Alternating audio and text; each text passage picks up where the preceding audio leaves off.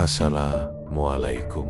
Salam itu terdengar pelan namun bukan dari manusia. Suaranya pecah, serak, dan datang dari balik pekarangan gelap yang bahkan lampu minyak pun enggan menerangi. Begitu salam itu jatuh, hawa malam berubah seperti diperas keluar dari dunia, menyisakan dingin yang menusuk tulang. Di dalam rumah, lampu bergoyang tanpa angin. Pintu belakang bergetar, seolah ada tangan yang mengusap pelan dari luar. Dan dari bawah lantai, terdengar ketukan pelan, teratur. Seakan sesuatu meminta izin masuk. Konflik pun dimulai karena penghuni rumah tahu satu hal yang tidak boleh mereka akui keras-keras. Mereka sendiri tidak menjawab salam itu, tapi sesuatu di sudut gelap ruangan sudah menjawabnya lebih dulu. Sejak detik itu, batas antara tamu dan penagih tak lagi jelas, dan malam yang seharusnya biasa berubah menjadi perhitungan terakhir. Bagi siapapun yang berani mendengar salam itu tanpa membalasnya. Nama lengkapnya Yusuf Sastro, tapi orang-orang memanggilnya Pak Yusuf. Pedagang keliling yang sudah belasan tahun menjajakan kain, pakaian, dan barang kebutuhan kecil dari satu desa ke desa lain. Dalam hidupnya, ia sudah sering melewati banyak kampung terpencil, tapi hari itu berbeda. Perjalanan yang seharusnya hanya mengantar pesanan pelanggan malah membawanya tersesat di jalan tanah yang tidak pernah ia ingat ada di peta. Mesin mobil tua yang ia kendarai tiba-tiba tersentak seperti batuk berat. Asap putih keluar dari kap, memaksa ia menghentikan kendaraan. Hari mulai meredup, dan langit seperti tertutup kabut tipis, padahal musim kemarau sedang mencapai puncaknya. Ya sudah, mogok di tempat begini, gumamnya. Mengusap kening yang basah oleh keringat, ia melihat ke depan. Jalan tanah memanjang ke sebuah pemukiman kecil yang dikelilingi pepohonan rapat. Tidak ada papan nama desa, hanya gapura bambu yang miring seolah hendak roboh. Ketika ia melangkah masuk, hawa dingin muncul begitu saja. Tidak seperti angin pegunungan yang segar, tapi dingin yang menyelimuti seperti embun malam yang jatuh terlalu cepat. Rumah-rumah kayu berjejer rapi, namun sunyi. Tidak terdengar suara orang berbicara, tidak terdengar ayam, tidak terdengar apapun. Pak Yusuf berjalan pelan, menenteng tas kulitnya. Dari kayahan, ia melihat beberapa orang duduk di teras rumah. Mereka tidak berbicara, hanya memandang lurus ke depan. Tatapan kosong itu membuat dada Pak Yusuf sesak.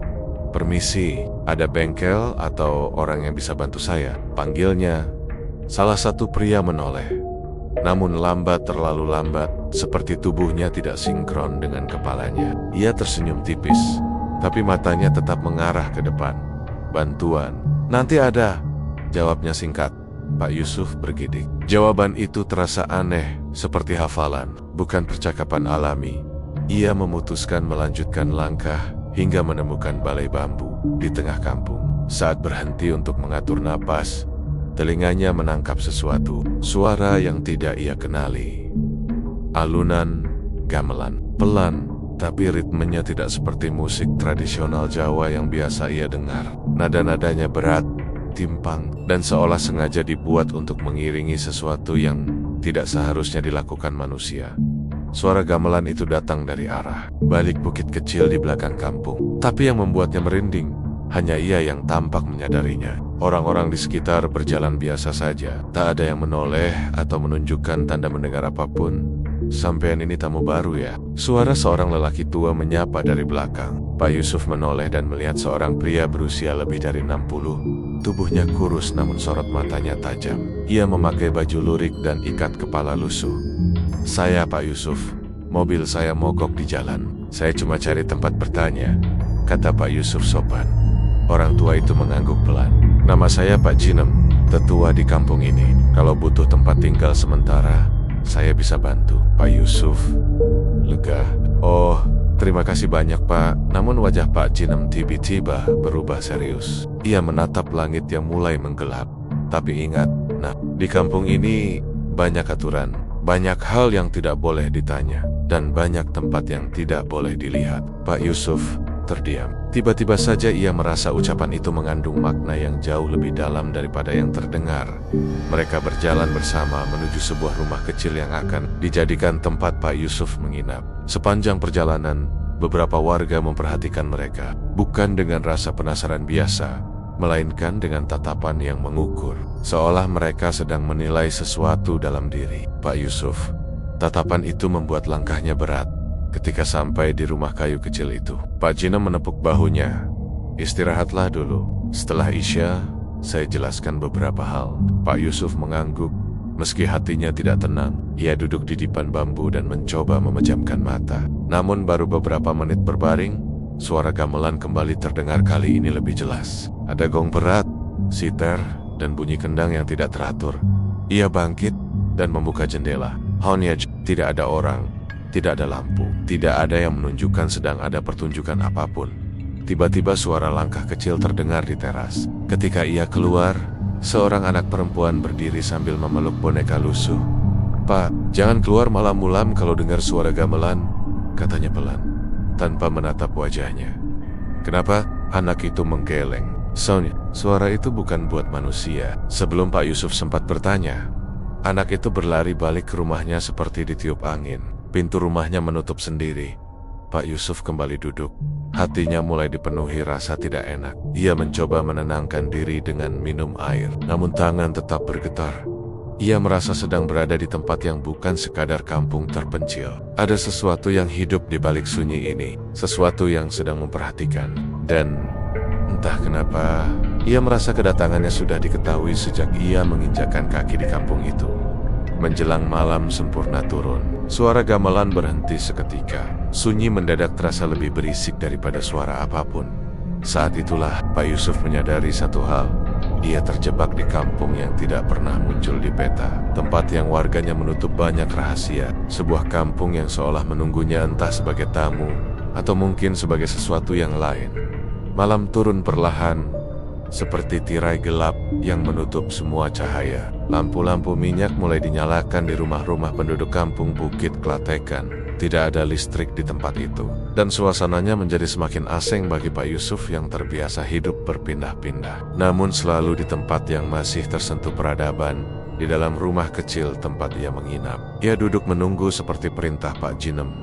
Hatinya gelisah. Suara gamelan yang menggantung di udara sejak sore tadi kini hilang sama sekali. Seolah seseorang mematikan tombol dari dunia lain. Sunyi itu membuat rumah kecil itu seperti berada di tengah kehampaan. Ketukan pelan terdengar. Tok, tok, pintu terbuka perlahan, menampakkan sosok Pak Jinem dengan wajah serius. Ia membawa sebuah lampu minyak dan menaruhnya di atas meja kayu kecil yang mulai rapuh dimakan usia. "Sekarang sudah Isya, saatnya sampean tahu pantangan di kampung ini," ucap Pak Jinem tanpa basa-basi. Pak Yusuf duduk tegak, menunggu penjelasan. Pak Jinem menarik napas panjang. Lalu ia berkata dengan nada rendah, seolah takut ada yang mendengarkan, "Di kampung kami ada 3 pantangan utama. Tidak boleh dilanggar, tidak boleh ditertawakan, tidak boleh diabaikan." Pak Yusuf mengangguk pelan. "Pantangan seperti apa, Pak?" "Pantangan pertama, jangan pernah keluar setelah maghrib." Pak Jinem menjelaskan aturan pertama dengan mata yang tidak berkedip. Setelah maghrib, tidak ada warga yang keluar rumah. Tidak ada yang berkeliaran, meski rumahnya terbakar sekalipun. Pak Yusuf terkejut. "Seaneh itu?" "Lebih dari aneh, Nak." Suaranya getar, namun tegas. Ia melanjutkan, "Ada sesuatu yang berjalan di antara rumah kami setelah maghrib. Tidak terlihat oleh mata manusia biasa, tapi kalau sampean keluar, barangnya bisa melihat sampean. Dan kalau sudah melihat, susah untuk selamat." Pak Yusuf menelan ludah, merasa udara rumah itu tiba-tiba lebih berat. "Apa itu, Berongna?" tanyanya. Pak Jinem menggeleng. Tidak ada yang tahu wujudnya. Yang terdengar hanya suara kaki yang menyeret dan desah panjang seperti orang menunggu mangsa. "Kalau sampean dengar itu, tutup telinga. Jangan lihat jendela." Pak Yusuf merinding. Pantangan kedua, jangan menatap sumur tua di tengah kampung. Pak Jinem melanjutkan dengan suara lebih rendah. "Sumur tua itu bukan sumur untuk air. Itu gobang. Kalau sampean menatap ke dalamnya lebih dari 3 detik, apapun yang ada di bawah sana akan balik menatap sampean." "Bukannya cuma sumur?" tanya Pak Yusuf mencoba merasionalisasi. Pak Jinem menggeleng cepat. "Itu sumur peninggalan orang zaman dulu. Tempat ritual, tempat sesuatu disegel. Dan kalau sampean menatapnya, segel itu akan mengenal sampean." Kata mengenal membuat bulu kuduk Pak Yusuf berdiri. Ia baru ingat peristiwa sore tadi. Langkah kakinya sempat melambat di depan sumur itu. Hanya saja ia tidak sempat benar-benar menatap ke dalam karena suara anak kecil mengalihkan perhatian. Kini ia bersyukur ia tidak sempat melihatnya lebih lama. Pantangan ketiga. Dilarang menyebut nama Jati Kusumo ini. Pantangan yang paling membuat suara Pak Jinem bergetar.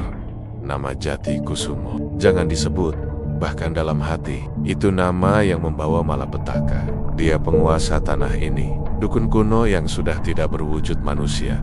Dia mendengar dari mana saja, dari mulut, dari pikiran, dari napas. Pak Yusuf menatap tetua itu tanpa berkedip. Tapi kenapa tadi jenengan menyebutkan namanya kepada saya? Pak Jinem menatap lantai. Karena sampeyan pendatang. Dia belum mengenal sampeyan. Tapi setelah ini, jangan ucapkan nama itu. Atau mungkin dia akan menandai sampeyan. Kata menandai membuat suhu ruangan seolah turun beberapa derajat.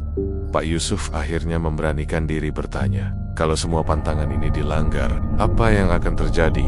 Pak Jinem memejamkan mata sejenak.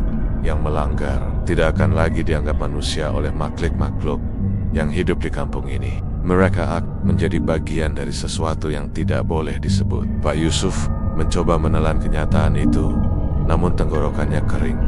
Kenapa warga kampung ini masih tinggal di tempat seperti ini? Tanyanya lagi. Karena kami sudah tidak punya hak untuk pergi, jawab Pak Jinem. Jawaban itu membuat darah Pak Yusuf mengalir lebih cepat.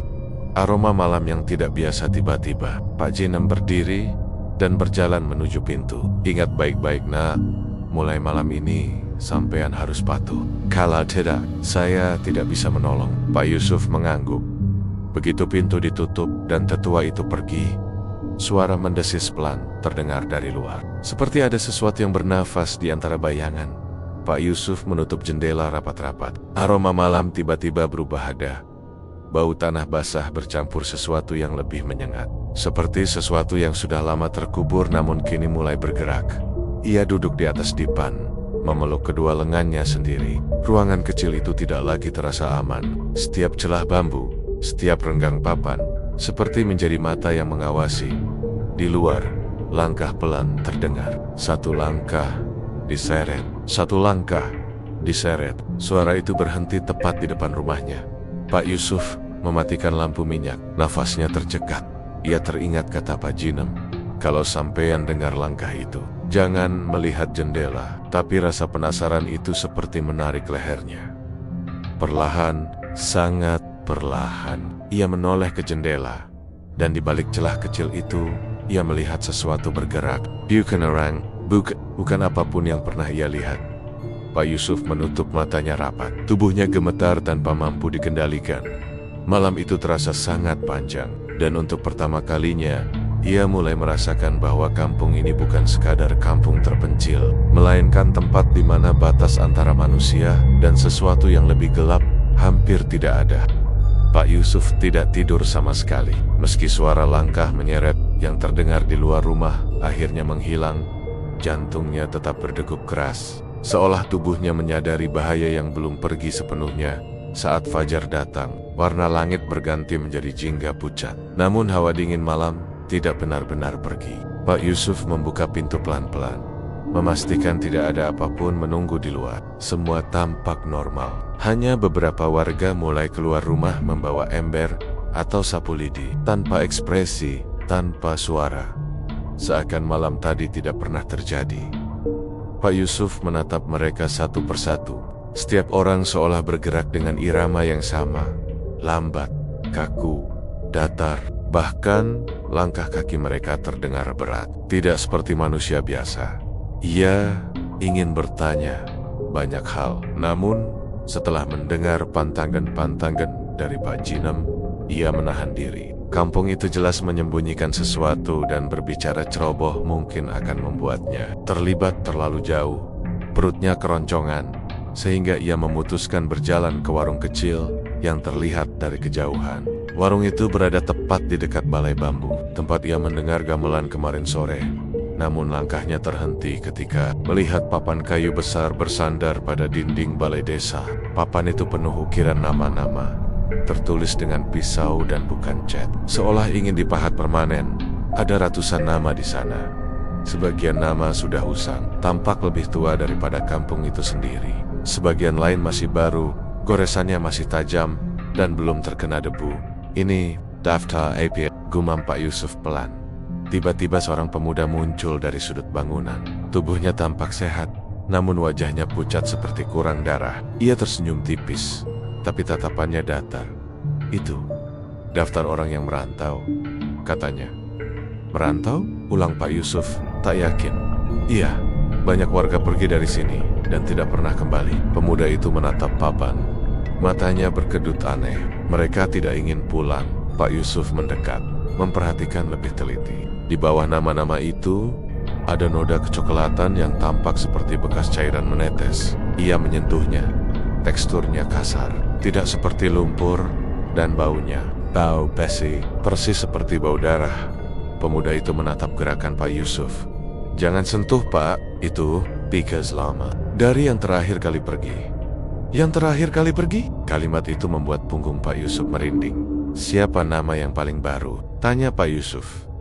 Pemuda itu menunjuk deretan paling bawah. Nama itu diukir tidak rapi, seperti pelakunya gemetar saat menulisnya. Sariwening, usia 19, tadi malam. Dia merantau, kata pemuda itu tanpa nada. Pak Yusuf langsung teringat suara langkah menyeret di luar rumah malam lalu. Suara yang tidak menginjak tanah dengan benar. Suara yang penuh beban. Apa? Kau melihat dia pergi? Tanya Pak Yusuf hati-hati. Pemuda itu menggeleng. Tak ada yang melihat. Dia cuma kata hilang diucapkan dengan datar, seolah hal itu sudah biasa terjadi. Pak Yusuf memutar pandangan ke sekitar. Warga yang lewat hanya meliriknya sekilas, kemudian melanjutkan aktivitas mereka tanpa emosi. Tidak ada tanda kesedihan, tidak ada rasa kehilangan, tidak ada kepanikan. Seakan hilangnya seseorang hanyalah rutinitas di kampung itu. Keanehan itu membuat Pak Yusuf ingin mencari jawaban lebih dalam. Ia memutuskan melihat-lihat balai bambu dengan lebih teliti. Namun sebelum masuk ke dalam, langkah seorang perempuan muda menghampirinya. Ia mengenakan selendang lusuh dan membawa bakul kecil berisi daun-daunan. Wajahnya lebih hidup daripada warga lainnya, meski tetap tampak ketakutan. Bapak ini orang luar ya? Tanyanya pelan. Iya, saya tersesat, jawab Pak Yusuf jujur. Perempuan itu menggigit bibir lalu mendekat lebih rapat. Kalau begitu, Bapak harus pergi. Kampung ini bukan tempat orang luar. Jenengan siapa? Nama saya Raras. Tatapannya gelisah, seperti ada sesuatu yang ingin ia katakan, namun ditahan oleh rasa takut yang luar biasa. Raras, apa maksudmu dengan bukan tempat orang luar? Raras menelan ludah.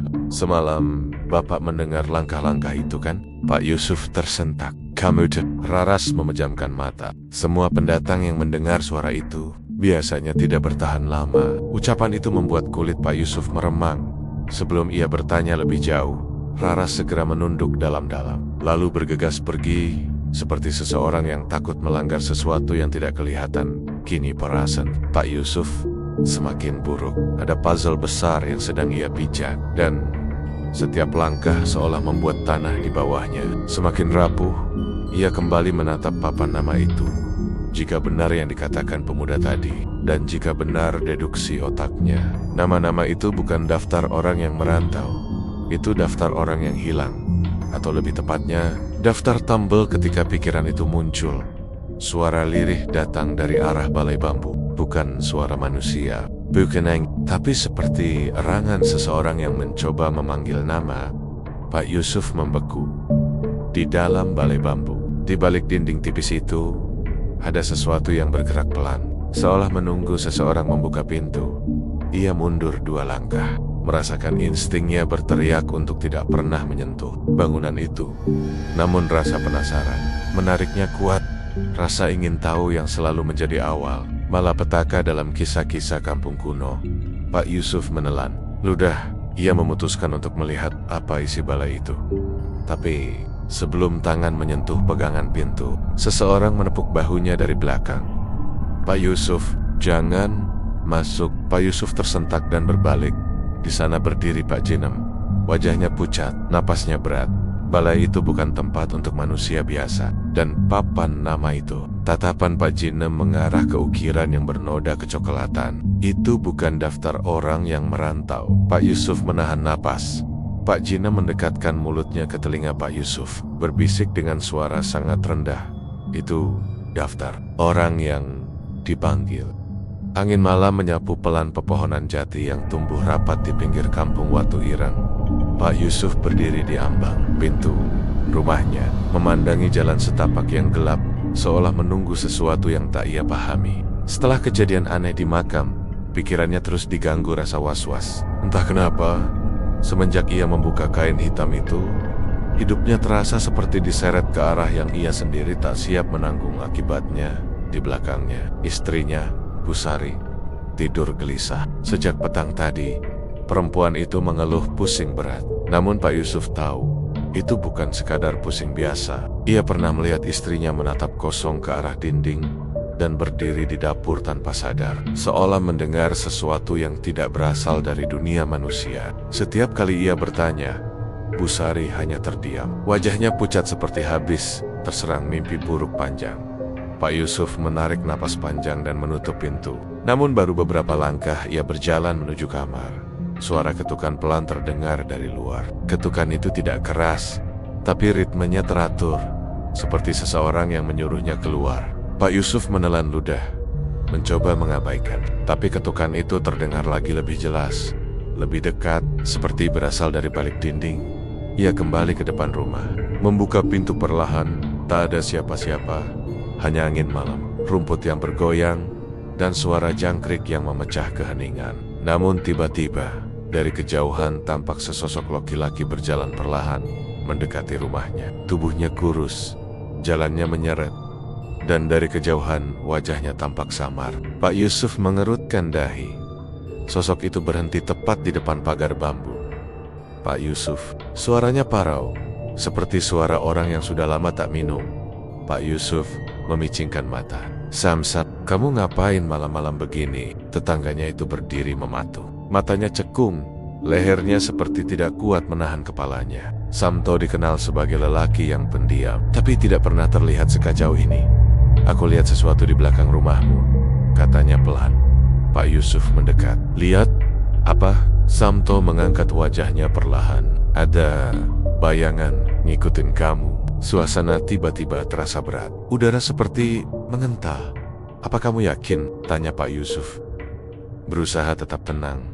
Sewaktu kamu lewat tadi sore, menuju makam. Samto menelan ludah. Kemudian suaranya menurun seperti berbisik.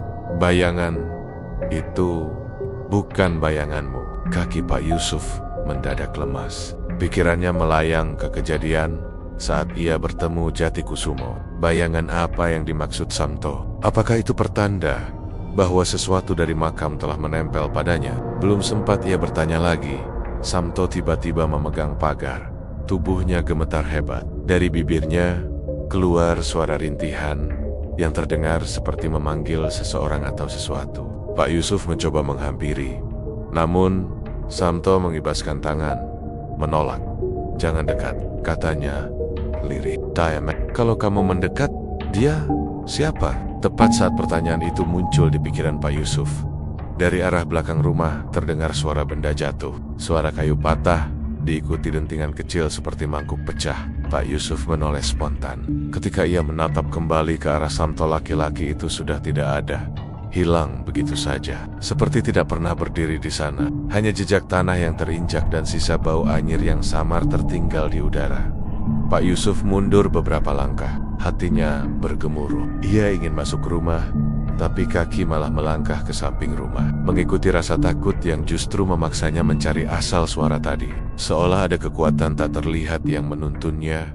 Di belakang rumah, suasana terasa berbeda. Udara lebih dingin daripada biasanya. Pepohonan seperti menunduk, seakan menyembunyikan sesuatu. Di dekat tumpukan kayu bakar, Pak Yusuf melihat mangkuk pecah berwarna putih yang tadi digunakan Bu Sari untuk meracik jamu.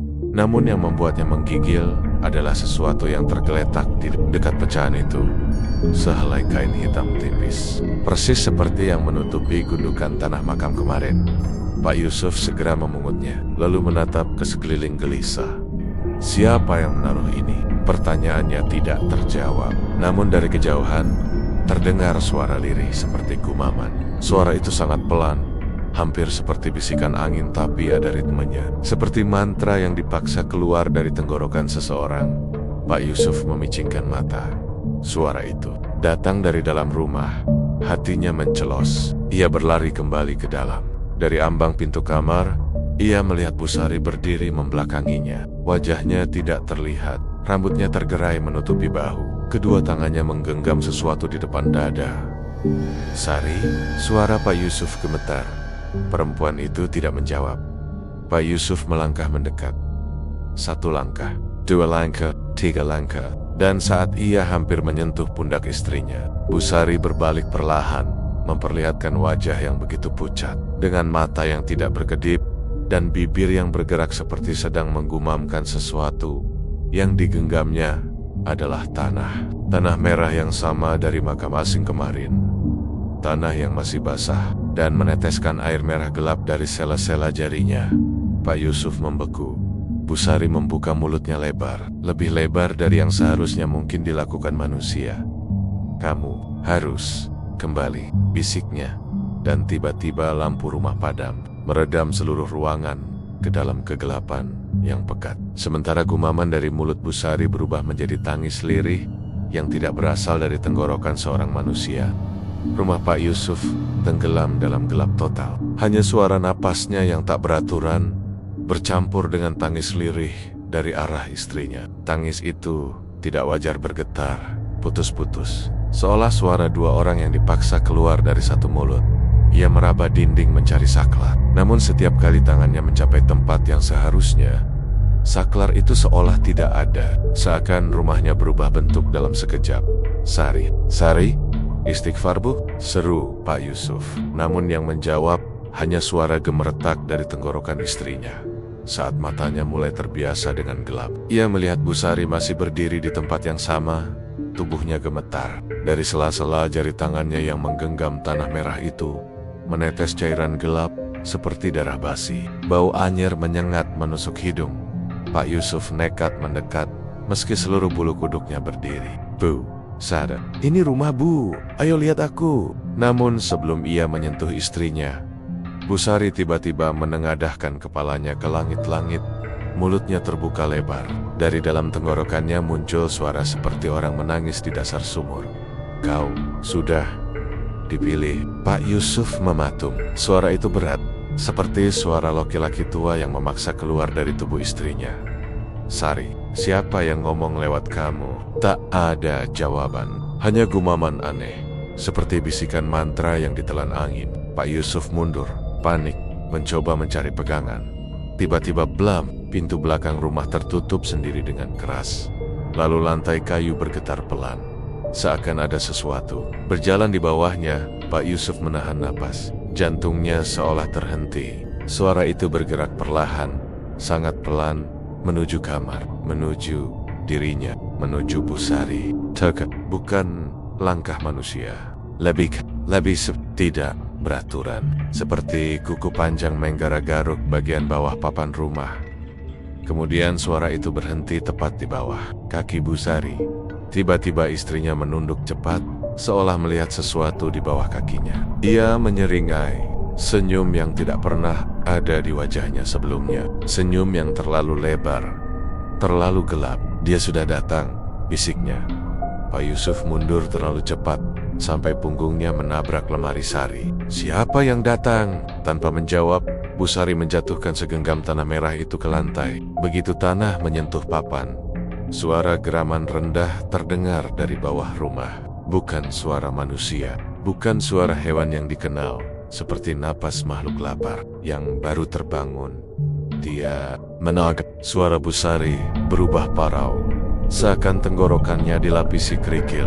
"Yang kamu buka sudah terikat padamu. Kamu harus kembali malam ini." Tekuk lehernya bergerak aneh, seperti diremas dari dalam. Mata istrinya berputar ke atas, hanya tampak putihnya saja. Tubuhnya sempoyongan.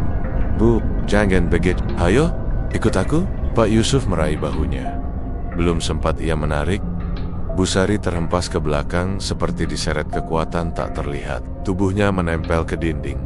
Kedua tangannya terangkat seperti ditarik ke atas. Pak Yusuf terpaku. Dari mulut istrinya, tanah merah tadi keluar persedikit, seperti dipaksa keluar oleh sesuatu di dalam. Lantai papan kembali bergetar. Tok, tok, tok, tok. Lebih kuat, lebih cepat. Lalu, krek, salah satu papan lantai terbelah dari bawah. Sebuah tangan kurus kehitaman, dengan kuku yang panjang dan melengkung, muncul mencakar udara. Pak Yusuf menjerit, tidak peduli lagi harga diri seorang kepala keluarga. Ia menarik tubuh Busari sekuat tenaga. Namun perempuan itu seperti terikat, tidak bisa lepas. Tangannya makin gemetar ketika tangan kedua muncul. Lalu kepala dengan rambut panjang Akake Koken. Wajah menghitam, tanpa mata, hanya dua lubang gelap seperti liang kubur. Makhluk itu mengendus-endus udara, seperti mencari aroma seseorang. Aroma Pak Yusuf. Sebelum makhluk itu naik sepenuhnya, suara keras dari luar rumah menggema. "Yusuf, buka pintunya, cepat!" Suara itu. Yatiku. Tanpa pikir panjang, Pak Yusuf berlari menuju pintu depan. Ia membuka kunci dengan tangan gemetar. Begitu pintu terbuka, Jatikusumo masuk dengan langkah cepat, membawa tas kain berisi botol dan ikatan janur. "Lari Tikiga dari kamar itu," teriaknya. Namun terlambat. Makhluk dari bawah lantai sudah bangkit setengah badan. Wajahnya menoleh ke arah mereka. Lubang hitam matanya meneteskan cairan pekat yang jatuh ke lantai. Pak Yusuf berbalik. "Pak Yati." "Sari, masih di dalam." Jatikusumo menarik lengannya keras. "Kalau kamu masuk, kamu mati." Itu jelmaan penagih tumbal dari kampung Watu Ireng. Pak Yusuf meronta. "Saya nggak akan tinggalin istri saya." Namun ketika ia menatap kembali ke kamar, Busari perlahan menoleh ke arahnya, dengan wajah pucat dan senyum lirih yang terdistorsi. "Yusuf, perjanjianmu sudah dimulai." Seketika lampu rumah menyala sendiri, menerangi sosok makhluk itu sepenuhnya, dan Pak Yusuf menjerit saat melihat bahwa tubuh makhluk itu adalah tubuh manusia yang setengah membusuk, dengan wajahnya sendiri. Teriakan Pak Yusuf pecah memenuhi rumah. Makhluk itu dengan tubuh separuh membusuk, kulitnya mengelupas, dan bentuk wajah yang sangat mirip dirinya sendiri, merangkak keluar dari lubang lantai, sambil mengeluarkan suara berderak seperti tulang tua digesek paksa. Jatikusumo segera menarik Pak Yusuf mundur. "Jangan dilihat, semakin kamu lihat, semakin ia mengenali ragamu." Namun Pak Yusuf terlanjur terpaku, napasnya sesak, tubuhnya gemetar sampai rahang terasa kaku. Ia menatap makhluk itu, atau lebih tepatnya dirinya dalam bentuk busuk yang seharusnya hanya dilihat di pemakaman yang sudah bertahan-tahan tidak disentuh manusia. Makhluk itu mengangkat kepala perlahan, lehernya patah di satu sisi, dan dari mulutnya yang sobek terdengar desisan lirih. Jatikusumo mendorong Pak Yusuf ke belakang hingga keduanya keluar dari kamar. Ia merogoh tas kain dan menghamburkan segenggam garam kasar ke lantai, menciptakan garis memanjang di pintu kamar. Makhluk itu berhenti di ambang, tubuhnya menegang. Bau busuk seperti bangkai basah menyebar ke seluruh ruangan. Pak Yusuf menutup hidung. Wajahnya pucat. "Kenapa wajahnya sama seperti saya?" Jatikusumo menatap lurus ke arah makhluk itu. Matanya tajam penuh kewaspadaan, karena itu adalah bayanganmu yang dipanggil dari alam bawah. "Kamu membangunkannya ketika tanpa izin membuka penutup tanah di makam itu." Pak Yusuf menggeleng cepat. "Saya tidak melakukan apa-apa. Saya cuma..." "Kamu sudah membuka jalur," potong Jatikusumo. "Waktu kamu mengangkat kain itu, kamu bukan hanya membuka makam, tapi membuka perjanjian lama yang seharusnya tetap terkubur." Suara lantai bergetar lagi. Makhluk itu menghentakkan tangannya ke lantai garam dan mengerang. Tangannya melepuh, menghitam, tapi ia tetap mencoba maju dengan keras kepala, memaksa masuk di belakangnya. Busari masih tergantung di dinding, seolah tubuhnya direkatkan sesuatu. Matanya kosong, mulutnya setengah terbuka, nafasnya seperti asap dingin keluar masuk dari bibir yang membiru. Pak Yusuf ingin berlari menuju istrinya, tapi Jatikusumo menahan bahunya. "Jangan, dia sekarang penghubung. Kalau kamu sentuh, makhluk itu bisa memindahkan dirinya ke tubuhmu. Lalu saya harus bagaimana?" "Pak Jati, Saya nggak bisa biarkan Sari seperti itu. Jati Kusumo tidak langsung menjawab. Ia merogoh kantongnya dan mengeluarkan segumpal kain putih berikat janur. Kemudian ia membacakan mantra pendek. Suaranya rendah namun penuh tekanan. Yusuf, dengarkan aku baik-baik. Pak Yusuf menoleh. Air matanya mulai mengalir. Tolong saya, Pak Jati. Tolong selamatkan istri saya. Kamu bisa menyelamatkan dia, kata Jati Kusumo pelan. Tapi kamu harus menerima bahwa malam ini kamu yang ditagih. Ditagih apa? Suara Pak Yusuf pecah. Jati Kusumo menelan ludah. Niokomu, makhluk itu kembali mendorong-dorong penghalang garam. Daging di tangannya mengelupas. Tulangnya terlihat. Ia terus menggeram seperti hewan lapar yang mencium mangsanya. Setiap geramannya menimbulkan getaran di jendela. Gelas-gelas di ruang tamu bergetar, dan suara-suara lirih dari sudut rumah mulai muncul. Seperti ada lebih dari satu makhluk yang ikut bangun. Pak Yusuf mundur, lututnya hampir menyerah.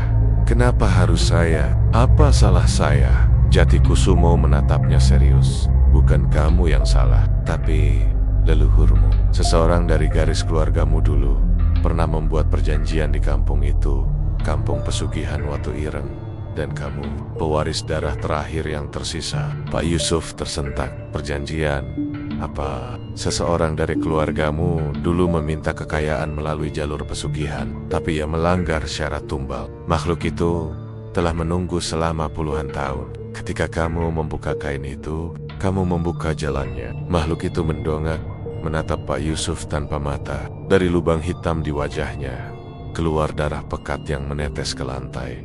Lalu ia berbicara lagi. Ikut aku, Yusuf. Pak Yusuf menutup telinga. Sudah, saya tidak mau. Saya tidak mau mati. Tiba-tiba suara retakan keras dari langit terdengar. Siar, kayu-kayu rumah bergetar. Lalu sesuatu jatuh dari atas, menubruk lantai dengan suara gemuruh. Pak Yusuf menoleh. Jati Kusumo juga menoleh. Sekujur tubuh mereka membeku. Di tengah ruang tamu berdiri sosok lain. Sosok lebih tinggi dari makhluk yang keluar dari lantai. Tubuhnya kurus panjang, kulitnya merah kehitaman seperti seseorang yang dipanggang, dan wajahnya tertutup kain lusuh, kain hitam, yang sama seperti yang dulu dibuka oleh Pak Yusuf. Sosok itu menunduk pelan, lalu mengangkat wajahnya sedikit. Cukup untuk memperlihatkan rahang bawah yang terbelah dua. Kembalikan, katanya. Suara itu bergema, seperti keluar dari tubuh yang berisi 100 suara. Yusuf, kembali. Jati Kusumo segera menyambar pergelangan tangan Pak Yusuf. Kita harus keluar dari rumah ini. Namun ketika mereka berbalik semua pintu, rumah tertutup dengan sendirinya. Semua jendela tergedor hebat. Lalu sebuah suara terdengar dari arah Bu Sari meski bibirnya tidak bergerak. Suara berat, dalam, dan sangat dekat. Kamu tidak bisa lari, karena penagih sedang berada di dalam rumahmu. Dan tepat setelah itu, rumah Pak Yusuf berguncang keras, seolah ada sesuatu yang merayap dari dalam tanah, memenuhi setiap sudut bangunan, mencari korban. Rumah Pak Yusuf bergetar seperti dihantam ribuan tangan dari dasar bumi. Genteng berbunyi, tek-tek-tek, dinding kayu berderak, dan dari bawah lantai terdengar suara gerusan yang membuat gigi siapapun bergemeletuk mendengarnya. Suara itu seperti kuku-kuku panjang menggaruk papan, mencari celah untuk keluar, atau masuk lebih dalam ke tubuh rumah. Pak Yusuf menutup kedua telinganya. Pak Yati, ini rumah mau roboh. Jati Kusumo menatap sekeliling. Sorot matanya tidak panik, tapi tegang. Napasnya pendek, tanda bahwa ancaman yang mereka hadapi bukan hal kecil. Tahan dirimu. Kalau kamu panik, dia lebih mudah mengambilmu. Dia? Siapa? Pak Yusuf berteriak frustasi. Siapa yang sebenarnya mengejar saya? Belum sempat Jati Kusumo menjawab, suara dari arah Bu Sari kembali terdengar. Perempuan itu masih menempel di dinding, tubuhnya tergantung tanpa tali. Namun kali ini, suaranya berubah lebih berat, lebih dalam, seperti suara laki-laki dewasa yang menggema di dalam sumur. Gitu, wangsit. Akhirnya muncul juga. Jantung Pak Yusuf serasa berhenti. Nama itu asing, tapi suaranya membawa rasa dingin yang tak bisa dijelaskan. Jati Kusumo merapat, menahan tubuh Pak Yusuf agar tak mendekat. Jangan dengarkan dia. Itu bukan suara istrimu. Itu makhluk pesugihan yang menunggui jalur keluargamu. Pak Yusuf memandangnya dengan mata basah. Pak Yoti, tolong jelaskan semuanya. Saya nggak mengerti apa-apa. Jatikusumo menghela napas panjang sambil tetap memperhatikan dua makhluk yang terus bergerak di dalam rumah bayangan. Pak Yusuf yang busuk dari lantai dan sosok berkain hitam di tengah ruangan ia mulai bicara. Dulu, di kampung pesugihan Watu Ireng, ada seorang kakek bernama Wangsit Tirta. Dia leluhurmu. Dia bukan orang sembarangan, Yusuf. Ia sakti, tapi juga terjerumus ke jalan yang kelam. Pak Yusuf menatapnya tak percaya. Keluarga saya terlibat pesugihan. Tidak semua garis keturunan tahu, dan tidak semua keturunan dihantui. Jawab Jati dengan nada pelan. Tapi kamu Yusuf, kamu pewaris terakhir yang masih punya darahnya. Pak Yusuf hampir roboh jika Jatikusumo tidak memegang bahunya. Rumah kembali bergetar. Duk duk duk. Kali ini suara itu lebih jelas. Seperti ada sesuatu memukul-mukul balok penyangga dari bawah. Makhluk yang mirip Pak Yusuf sudah berdiri tegak, meraba-raba garis garam di ambang pintu. Ia menghentakkan kepala ke lantai, mencoba memecah batas itu. Darah hitam menetes dari lehernya, menimbulkan bau besi yang tajam. Sementara makhluk berkain hitam berdiri mematung, seakan menunggu sesuatu. Tidak bergerak, tidak bernapas. Namun setiap beberapa detik, kain hitam itu berkibar tanpa angin. Jatikusumo melanjutkan, suaranya makin tegang. Wangsit Tirta pernah meminta kekayaan besar lewat pesugihan, tapi ia tidak mau membayar tumbal manusia. Ayaibak, ia mencoba kabur dari perjanjian itu. Pak Yusuf menggeleng cepat. Lalu apa hubungannya dengan saya? Jatikusumo menatap lurus ke matanya. Ketika leluhurmu mati, pesugihan itu tidak bisa menarik tumbalnya. Jadi mereka menunggu keturunan yang paling mirip jiwanya untuk menggantikannya. Tiba-tiba makhluk itu yang memiliki wajah Pak Yusuf dengan suara berat berkata, Aku, kata itu membelah udara. Pak Yusuf mundur ke belakang, menabrak kursi. Lihat itu, kata Jatikusumo lirih. Itu bukan sekadar bayangan. Itu wujud yang diciptakan dari sisa perjanjian leluhurmu dan tubuh yang dipilih untuk ditagih. Jatikusumo menunjuk dada Pak Yusuf. Adalah tubuhmu. Pak Yusuf hampir pingsan, tapi belum sempat ia mencerna semuanya. Suara lain muncul.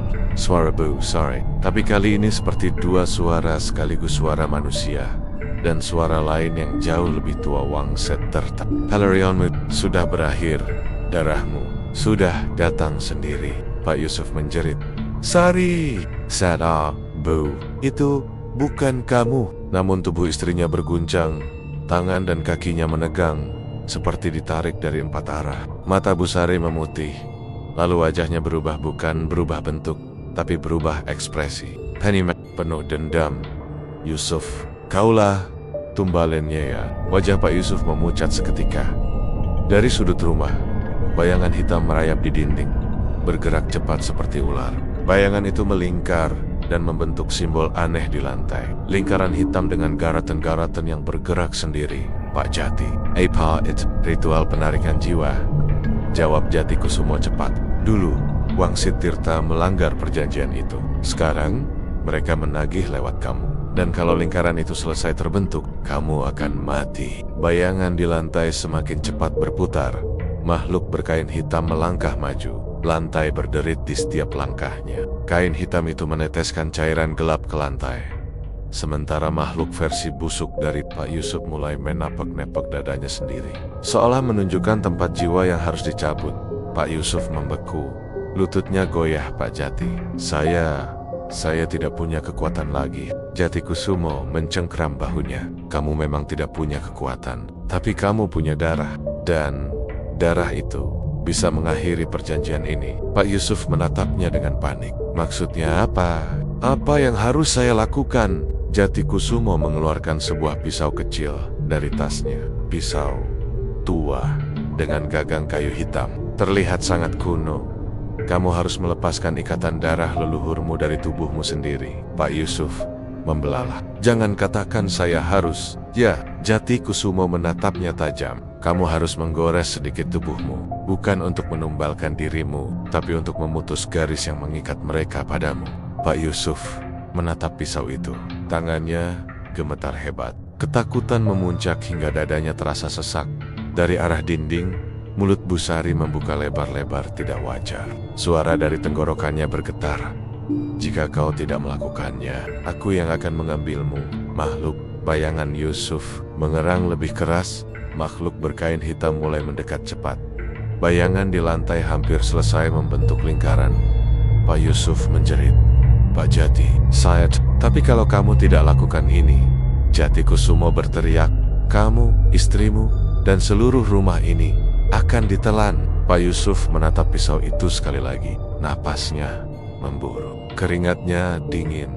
Lalu, dengan seluruh keberanian yang tersisa, ia mengangkat pisaunya. Namun sebelum mata pisaunya menyentuh kulitnya, rumah bergejolak. Seperti ada sesuatu yang meloncat ke dalamnya. Cahaya gelap menyambar dari bawah lantai dan dari dalam lubang. Tangan lain muncul. Tangan kecil, kurus, penuh tanah merah. Seakan seseorang atau sesuatu sedang berusaha keluar dari dunia bawah. Suaranya terdengar lirih. "Bapak, tolong." Pak Yusuf terpaku. Suara itu, suara seorang anak kecil, namun ia tidak pernah punya anak. Dan dari suara itu, aroma tanah merah yang sangat familiar muncul kembali. Aroma dari makam yang ia buka.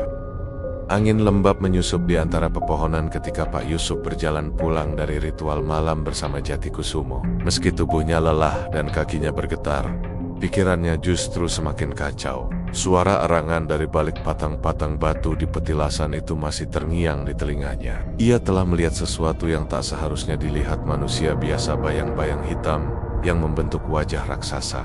Memandangnya seperti menimbang jiwa yang kelak akan dipungut. Namun satu hal yang membuatnya tidak bisa tidur adalah tatapan Jati Kusumo sebelum berpisah. Tatapan yang tajam, seolah menyimpan sesuatu. Sesuatu yang tak pernah ia katakan. Di beranda rumah, istrinya, Lastri, menunggu dengan gelisah. "Mas, kenapa pulangnya larut sekali? Aku dengar suara-suara aneh dari arah hutan. Itu, dari ritual itu ya?" Pak Yusuf tersentak. Ia tak pernah bercerita banyak kepada Lastri, tapi istrinya seperti bisa merasakan sesuatu yang tidak wajar sedang terjadi di kampung itu. "Kamu gak usah mikir yang aneh-aneh," helaknya. "Aku cuma ngaji di rumah warga. Lama sedikit." Lastri menatapnya tajam. Ada ketakutan dalam sorot matanya yang tak bisa disembunyikan. "Mas, akhir-akhir ini banyak warga berubah. Ada yang tiba-tiba kaya, tapi wajahnya pucat. Ada yang matanya merah. Ada yang suka ngomong sendiri. Mas, jangan ikut-ikutan hal aneh." Pak Yusuf ingin menjawab, tetapi lidahnya seperti dikunci. Selain itu, ia takut Lastri jadi korban jika tahu terlalu banyak. Ia hanya mengelus kepala istrinya, pura-pura tenang. Padahal dadanya sesak oleh beban yang tak ia pahami. Keesokan harinya, kabar buruk kembali menyusup ke kampung. Salah satu warga tua, Pak Karto, ditemukan tak sadarkan diri di ambang pintu rumahnya. Tubuhnya dingin, wajahnya pucat, dan lidahnya membiru. Di telinganya ditemukan bulir-bulir tanah basah seperti baru digenggam seseorang. Warga heboh. Ada yang bilang itu karena penyakit, ada yang bilang itu kerjaan makhluk halus. Ada yang berani berbisik bahwa Pak Karto coba melanggar aturan pesugihan. Ketika kerumunan makin riuh, Jati Kusumo muncul dari arah timur seperti bayangan yang tiba-tiba terbentuk. Warga langsung diam begitu ia datang. Dia membawa tongkat kayu hitam dengan ukiran naga kecil. Pak Karto hanya lupa sebuah syarat. Ucapnya singkat. Pak Yusuf yang berdiri di barisan belakang merinding. Ada nada dingin di balik kalimat itu. Seolah-olah syarat itu bukan sekadar ritual, melainkan sebuah hukuman mati yang seringkali disadari terlambat siapapun di kampung ini. Lanjut Jati Kusumo, suaranya tegas, "Yang sedang di jalan pesugihan, jangan bermain-main dengan perjanjian. Bahkan bernapas pun harus sesuai aturan." Beberapa warga menahan napas, yang lain menunduk ketakutan, dan beberapa yang dayam-dayam ikut pesugihan justru pucat, seolah merasa kalimat itu ditujukan langsung pada mereka. Pak Yusuf ingin berbalik pergi, tetapi langkahnya tertahan ketika Jati Kusumo memanggil namanya. "Pak Yusuf," katanya, "ikut saya ke padepokan sekarang. Ada yang harus saya tunjukkan." Pak Yusuf gugup, tapi menolak bukan pilihan. Ia mengikuti Jati Kusumo melewati jalan kecil menuju sebuah rumah joglo tua di pinggir kampung. Padepokan kecil itu penuh dengan bau dupa, suara gemericik air, dan puluhan benda-benda kuno. Sesampainya di dalam, Jati Kusumo menutup pintu dengan rapat, lalu membakar kemenyan.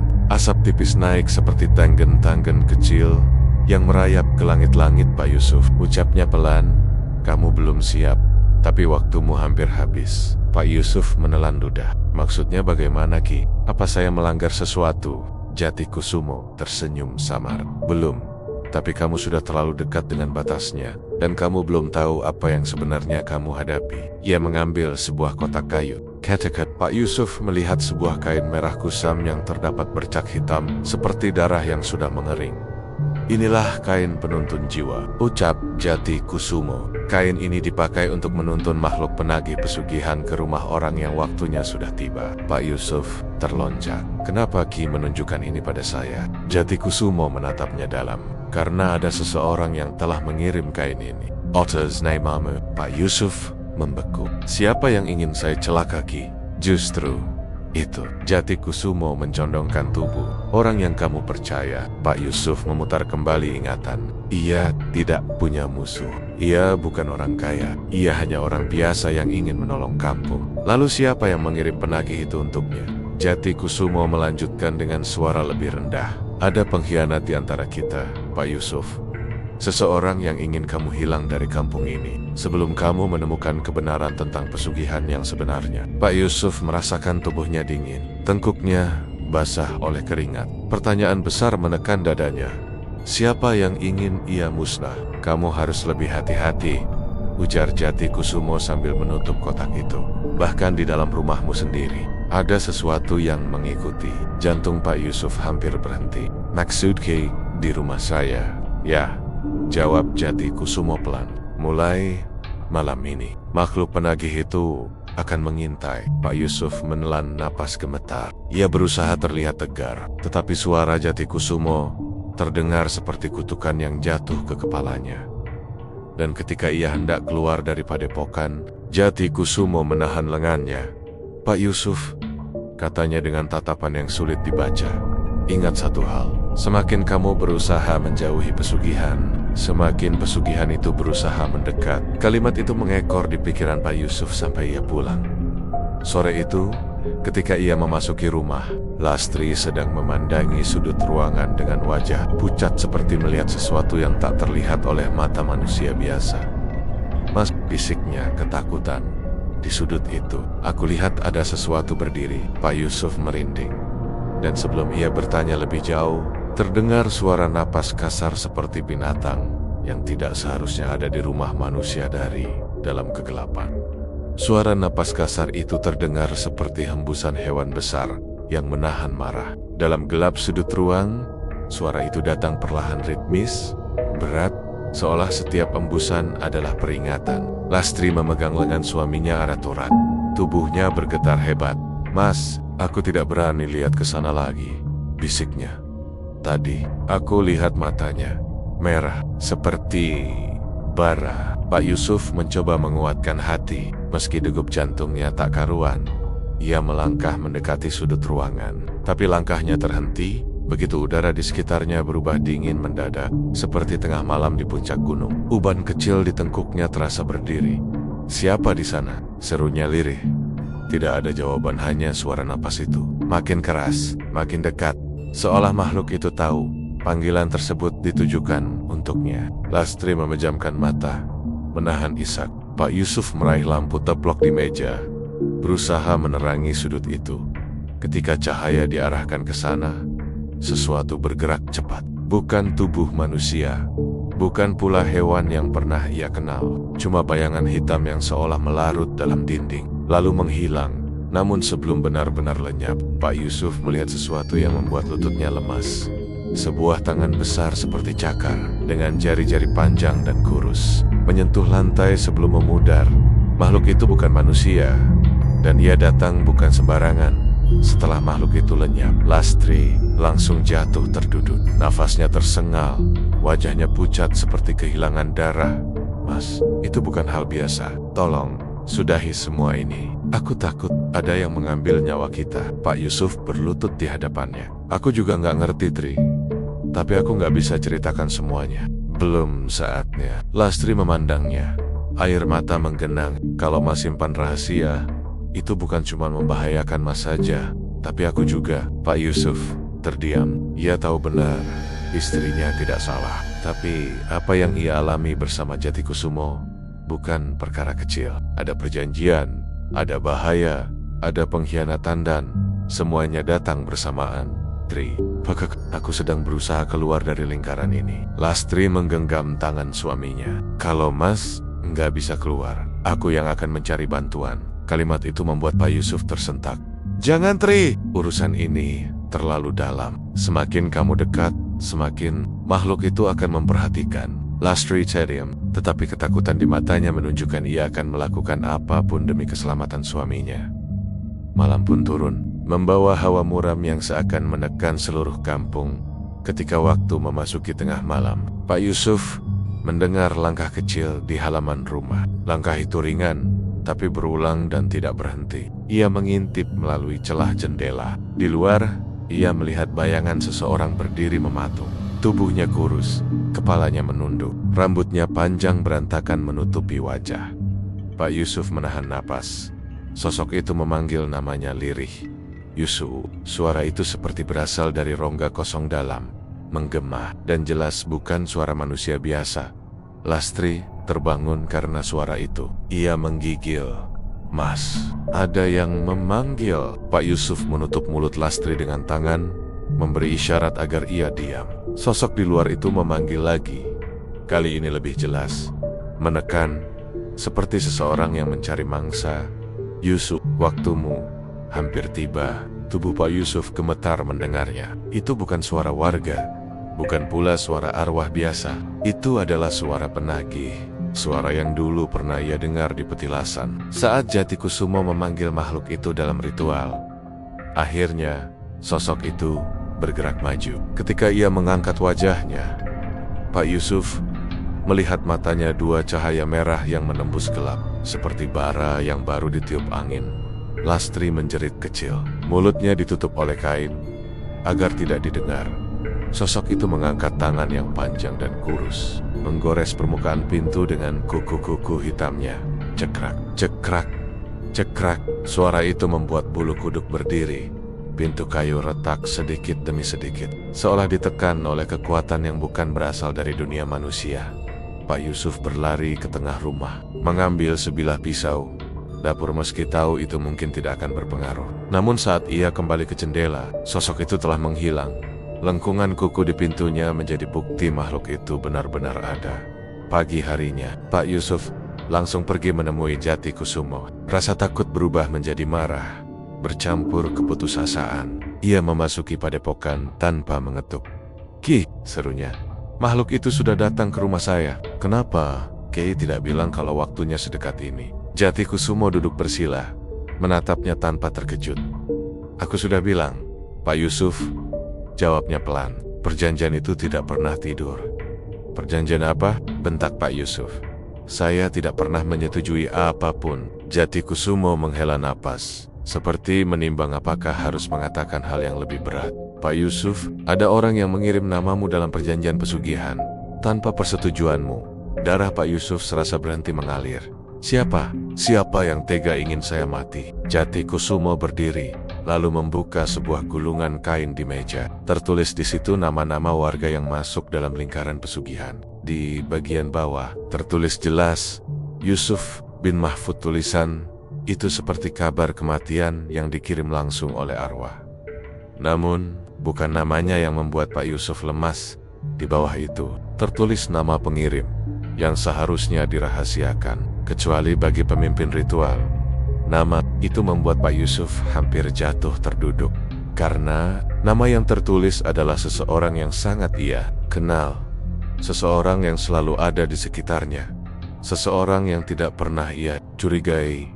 Nama itu adalah Lastri, istrinya sendiri.